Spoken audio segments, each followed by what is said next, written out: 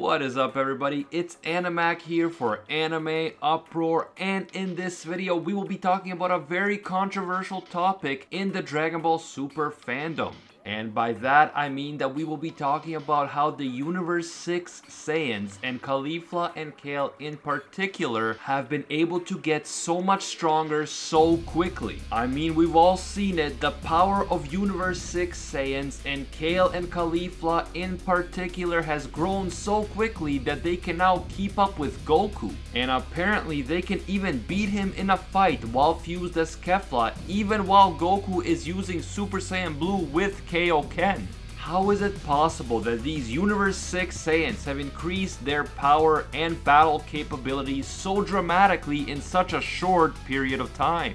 It took Goku from the beginning of Dragon Ball until the climax of the Frieza saga on Namek in Dragon Ball Z to first turn into a Super Saiyan. We then had to wait all the way until the climax of the Cell saga for Gohan to become the first Saiyan to reach Super Saiyan 2. And Goku manages to achieve Super Saiyan 3 after years of vigorous training before he can use it during the Majin Buu saga. Now, I've seen quite a few fans online complaining about Kale and Caulifla being able to grow so quickly, with Caulifla reaching Super Saiyan and Super Saiyan 2 and blowing through the different grades or stages of these transformations in a very short period of time. And also with Kale being able to tame her Berserk form unbelievably quickly. Let's not forget that the entire Tournament of Power is supposed to take place within only 48 minutes. And yet, Kale and Caulifla are just breezing through all these forms and power-ups that took the Universe 7 Saiyans years to reach in some cases. So in this video, we are going to be addressing this controversy and offering some explanation for why Kale and Caulifla have been able to grow so quickly. By the way, I just want to say that here on the channel we've been getting steadily more support for our Dragon Ball Super content, so I want to give you a big thank you for that. If you enjoy these videos and want to see more, be sure to leave a like to let me know. And if you are new to the channel, don't forget to subscribe and hit that notification bell. There are two quick points to keep in mind that could potentially explain some of the reason why Kefla was able to beat Super Saiyan Blue Goku. One is the fact that Goku, after just having fought Jiren a short time earlier, is still drained and far below 100% strength. And the other is that Kale possesses the Berserk Super Saiyan power that is different from the power of ordinary Super Saiyans. Many have assumed that Kale's strength in her Berserk form can be compared to Broly because his legendary Super Saiyan form is so similar to Kale's Berserk form. But because Broly is technically not canon, Kale's power could theoretically be far greater than Broly at this point. Nevertheless, I agree that it does seem outlandish that the Saiyans of Universe 6 have been getting stronger so quickly, and many fans have said that this is just plot convenience, pure and simple. And while I am sure that plot convenience is definitely a part of it, since it wouldn't be very fun for us to watch the Universe 6 Saiyans struggling for years in order to catch up to the Universe 7 Saiyans, believe it or not, there are logical reasons as to why Caulifla, Kale, and Kaba are growing so much faster than the Universe 7 Saiyans. In order to explain these reasons, I will use real-world examples of similar things actually happening in real life. And while I can't say that these reasons explain everything and that plot convenience doesn't also play a part, the reasons I give you just might make you feel a bit different about the rapid growth that we've been seeing from the Universe 6 Saiyans, especially Caulifla and Kale.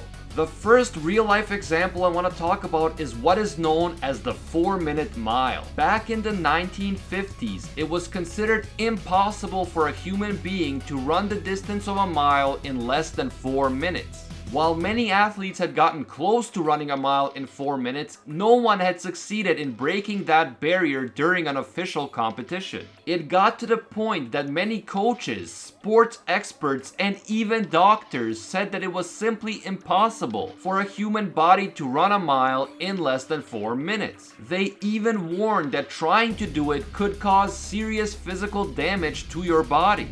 And then one day in 1954, an athlete by the name of Roger Bannister broke the barrier and ran a mile in just a few seconds under 4 minutes. Within a week of Roger Bannister breaking the record, 5 other runners also did it. Within a year, 54 athletes from around the world broke the barrier, and only a few years later, even high school track and field runners had begun to break the 4-minute barrier. So how was this possible? For decades, if not centuries, people believed it was physically impossible to break this barrier, and then suddenly a ton of people are doing it.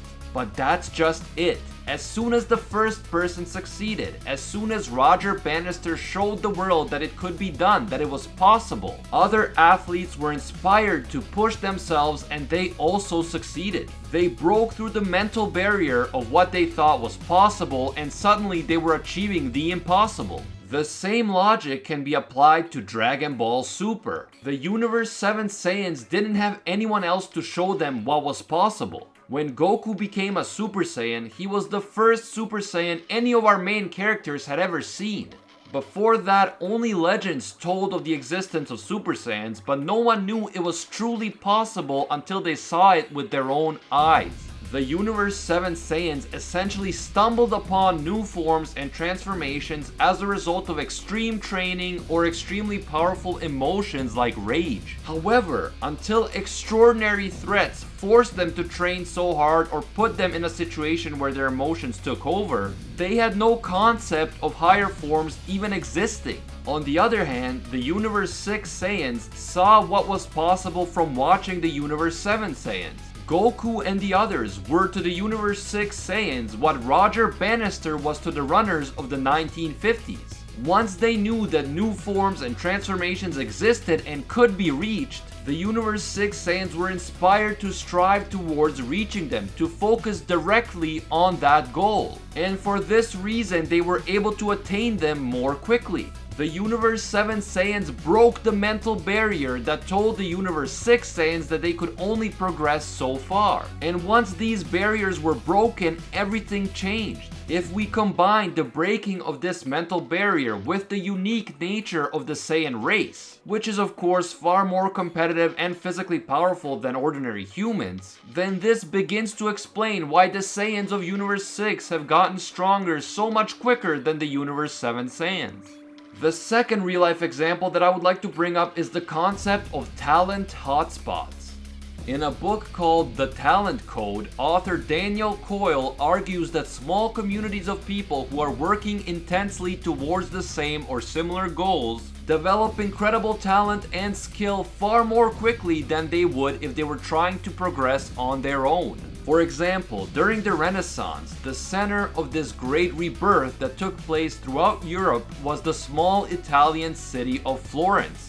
In this one city of only about 60,000 people, a huge number of the world's greatest artists appeared, including Donatello, Botticelli, Raphael, Michelangelo, and Leonardo da Vinci, along with many others. All of these incredibly talented people were either born in or lived in Florence during the Renaissance. So why would so many amazing artists appear in this one place? Wouldn't the law of averages suggest that such amazing talent should be spread out throughout Italy and the world? In the Talent Code, the author argues that if you have a bunch of talented people working together in close proximity and striving for similar goals, in this case creating incredible art, these people will learn from each other. They will compete with each other to see who is better, and through this process, all of them will be lifted up together, and they will become greater than they could ever have been on their own. If we think back to Dragon Ball Super, the Universe 6 Saiyans came into contact with the far stronger Saiyans of Universe 7,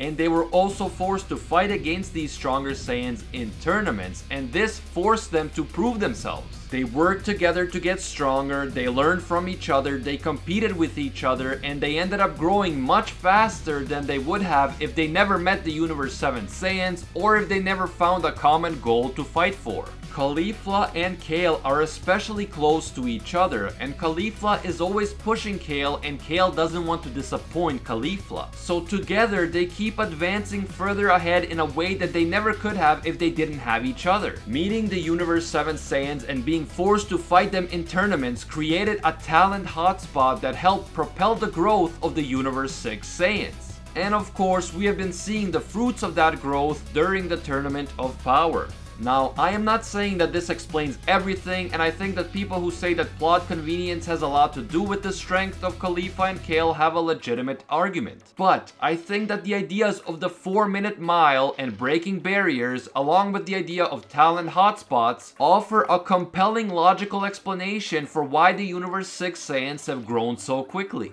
Please give me your thoughts on this topic down in the comments. Do you think that what I said in this video about the 4-minute mile and talent hotspots makes sense in the context of Dragon Ball Super? Or do you still think that it's all about plot convenience? Let me know down below, I'd love to hear from you. If you enjoyed this video, leave a like to let me know, and if you're new to the channel, don't forget to subscribe and hit that notification bell.